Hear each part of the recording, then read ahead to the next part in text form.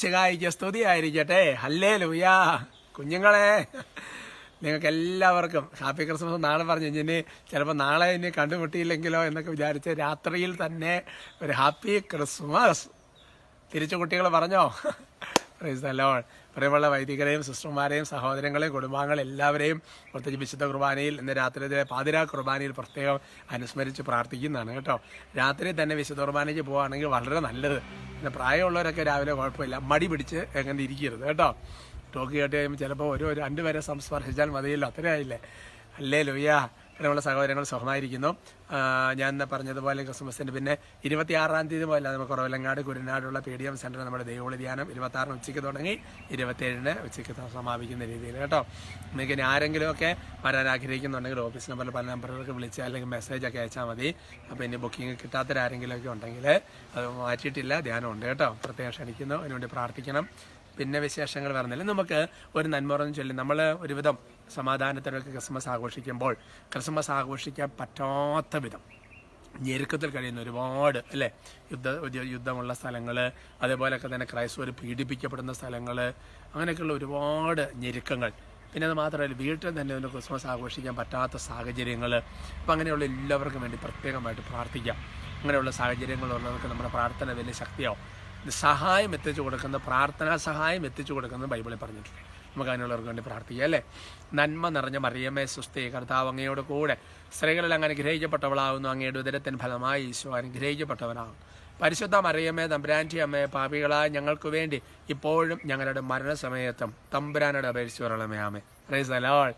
പ്രിയമുള്ള സഹോദരങ്ങളെ, നമ്മുടെ വിഷയത്തിൻ്റെ തലക്കെട്ട് ആനന്ദ ജീവിതം നയിക്കാൻ എന്നതിനെക്കുറിച്ചാണ്. വലിയൊരു സന്തോഷത്തിൻ്റെ ജീവിതം നയിക്കാൻ. എൻ്റെ സഹോദരങ്ങളെ, നമുക്കറിയാം ലൂക്കായുടെ സുവിശേഷം 1-ാം അധ്യായത്തിൽ 46-47 വചനങ്ങളാണ്. ഈ വചനഭാഗങ്ങൾ നേരെ ചില ടോക്കുകൾ ചിലപ്പോൾ ഓരോന്നായിട്ട് പറഞ്ഞിട്ടുണ്ടാകും. പക്ഷേ ഇവിടെ ഒരു പ്രത്യേക കാര്യം പറയാൻ വേണ്ടിയിട്ടാണ്. എങ്ങനെയാണ് ഒരു വ്യക്തിക്ക് ഒരു ആനന്ദ ജീവൻ നയിക്കാൻ പറ്റുന്നത്?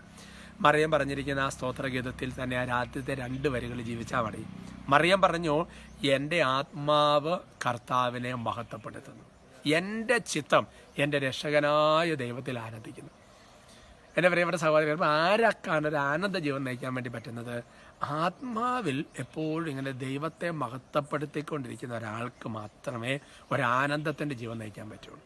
അപ്പോൾ ആ വ്യക്തിയുടെ മനസ്സ് ഈശോയാണ് ആനന്ദ വിഷയം. ഉദാഹരണം പറഞ്ഞു കഴിഞ്ഞാൽ നമുക്ക് എല്ലാ കാര്യത്തിലും ഓർത്ത് ദൈവത്തിന് മഹത്വം കൊടുക്കണം. എല്ലാത്തിനും ഇത് പല പ്രാവശ്യം പറഞ്ഞു, ദൈവത്തിന് ഈശോയ്ക്ക് മാത്രമേ മഹത്വമുള്ളൂ. അല്ലെ, മഹത്വം സ്വീകരിക്കാൻ യോഗ്യനായ ഒരുവനുണ്ട്. അതാരാ? കർത്താവാണ്. ഈശോ തന്നെ അത് പറഞ്ഞു വെച്ചു. അല്ല എന്നുണ്ടെങ്കിൽ പഴയ നിയമത്തിൽ വെളിപാട് പുസ്തകത്തിലുള്ള മഹത്വം കൊണ്ടുവരേണ്ട സ്ഥലം ദൈവത്തിൻ്റെ സന്നിധിയാണ്. അത് ദൈവത്തിന് അവകാശപ്പെട്ടതാണ്. അപ്പോൾ എന്ത് കണ്ടാലും ദൈവത്തെ മഹത്വപ്പെടുത്തിക്കൊണ്ടിരിക്കണം. അപ്പോൾ നമ്മുടെ ജീവിതത്തിൽ ഇപ്പോൾ ഉദാഹരണം പറഞ്ഞാൽ വാഴ്ത്തപ്പെട്ട എല്ലാം ഒരു വിശുദ്ധനുണ്ടല്ലോ, ആവിലായിലെ വിശുദ്ധ ജോൺ. ആവിലായിലെ വിശുദ്ധ ജോൺ പറയുന്ന കാര്യം ഇങ്ങനെയാണ്. അതായത് നമുക്കിഷ്ടപ്പെട്ട ഒരു 6000 കാര്യം നടന്നു. ആ 6000 കാര്യത്തിൽ ഇഷ്ടപ്പെട്ട കാര്യം നമ്മൾ വിചാരിച്ചുകൊണ്ട് നടന്ന ദൈവത്തിന് തിരുനാമത്തിന് മഹത്വം ഉണ്ടാകട്ടെ എന്ന് പറയുന്നതിനേക്കാൾ ശ്രേഷ്ഠകരമായിരിക്കും. അത് പറയേണ്ടെന്നുള്ളത് അതിന് കൊടുക്കണം. പറയാം, നമുക്ക് ഇഷ്ടപ്പെടാത്ത ഒരു കാര്യത്തിൽ ദൈവ തിരുനാമത്തിന് മഹത്വം ഉണ്ടാകട്ടെ എന്ന് പറയുമ്പോൾ അങ്ങനെ പറയണമെന്നുണ്ടെങ്കിൽ നമ്മുടെ മനസ്സ് എപ്പോഴും ഈശോയിലായിരിക്കും. ഈശോ അറിയാതെ ഒന്നും നടക്കുകയല്ല, ഈശോയ്ക്ക് ഇഷ്ടമുള്ളത് മാത്രമേ നടക്കുകയുള്ളൂ. ഇപ്പം ഞാൻ ഓർക്കാണ്, കഴിഞ്ഞ ദിവസം എന്നോട് എൻ്റെ കൂടെയുള്ള ഒരു അച്ഛൻ അച്ഛൻ പറഞ്ഞ കാര്യം ഞാൻ ഓർക്കാണ്. അതായത് സഹനം ഒരാത്മാവിനെ സന്തത സഹചാരിയായി ഇങ്ങനെ വന്നുകൊണ്ടിരിക്കും. അടുത്ത ആത്മാവിനെ വളരെ വിശ്വസ്തയോടെ ഈ സഹനം ഒരു സന്തത സഹചാരിയെ പോലെ അനുഗമിക്കുമെന്ന് പറയുന്നത്. അപ്പോൾ നമ്മുടെ ആത്മാവിൻ്റെ ഒരു വിശുദ്ധീകരണത്തിന് വേണ്ടി സഹനം സന്തത സഹചാരി. അപ്പോൾ പരിശുദ്ധാത്മാവ് മാത്രമല്ല സന്തത സഹചാരി. അപ്പോൾ അവിടെയാണ് നമ്മൾ ദൈവതിരുനാമത്തിന് മഹത്വം ഉണ്ടാകട്ടെ എന്ന് പറയുന്നത്. അവിടെ നമ്മളിപ്പോൾ മനസ്സിൽ എപ്പോഴും ആനന്ദം, ഇപ്പോൾ സന്തോഷം, ഓക്കെ, വെരി ഗുഡ്, സാരമില്ല, നിങ്ങൾക്ക് നന്മ വരുന്നേ, നമുക്കറിയത്തില്ല കഴിഞ്ഞിട്ടാ. അപ്പോൾ ഇത് രണ്ടും വേണം. മനസ്സ് ഈശോയിൽ, ആത്മാവ് എപ്പോഴും ദൈവത്തെ മഹത്വപ്പെടുത്തിക്കൊണ്ടിരിക്കുന്നു. അങ്ങനെ ചിന്തിച്ച് നോക്കിയേ, ഭയങ്കര ഹാപ്പി ആവില്ലേ? ഭയങ്കര ഹാപ്പിയാവും. അങ്ങനെ ഒരു ഹാപ്പിനെസ് ഈ ക്രിസ്മസ് എല്ലാം അങ്ങോട്ട് ആരംഭിച്ചോട്ടെ. അതിന് പുൽക്കൂട്ടിൽ കിടക്കുന്ന ഉണ്ണീശോയൊക്കെ തൊടുങ്ങുമ്പോൾ നമുക്ക് അങ്ങനത്തെ ഒരു ചിന്തയോടുകൂടി സംഭവിക്കട്ടെ. പക്ഷേ അനുഗ്രഹിക്കട്ടെ കേട്ടോ. നമുക്ക് ഒരുമിച്ച് സ്തുതിക്കാം. ഈശോയെ ഞങ്ങളങ്ങനെ ആരാധിക്കുന്നു, സ്തുതിക്കുന്നു. ഉച്ചത്തെ സ്തുതിക്കാവോ? ഹല്ലേലൂയ, ഹല്ലേലൂയ, ഹല്ലേലൂയ. കർത്താവ് വിറവിയുടെ ഏറ്റവും അടുത്ത ഈ മണിക്കൂറുകളിൽ കർത്താവ് ഈ ആശീർവാദം നൽകപ്പെടുമ്പോൾ കർത്താവ് പറഞ്ഞ വചനത്തിൻ്റെ ഒരു കൃപ ഈ നാളുകളിലെല്ലാം ഞങ്ങളുടെ ഹൃദയത്തിലുണ്ടാകട്ടെ. കർത്താവായ ദൈവമേ, ഏതെങ്കിലും സാഹചര്യത്തിൽ കർത്താവ് ഈ രാത്രി ഒരാശീർവാദം കിട്ടിയെങ്കിൽ എന്ന് ആഗ്രഹിക്കുന്ന മനുഷ്യരുണ്ടെങ്കിൽ സ്വർഗത്തിൽ നിന്ന് കരുണ തോന്നി അവരാശീർവാദം നൽകണമേ എന്ന് പ്രാർത്ഥിക്കുന്നു. കർത്താവ് ദേവാലയത്തിൽ പോകാൻ സാധിക്കാത്തവരെല്ലാം പ്രത്യേകം അനുഗ്രഹിക്കുക. കർത്താവ് ഉണ്ണീശോ അവരെ അടുത്ത് വരുന്ന ഹൃദയത്തിൽ വരുന്ന ഒരു അനുഭവം കൊടുക്കണമേ എന്ന് പ്രാർത്ഥിക്കുന്നു.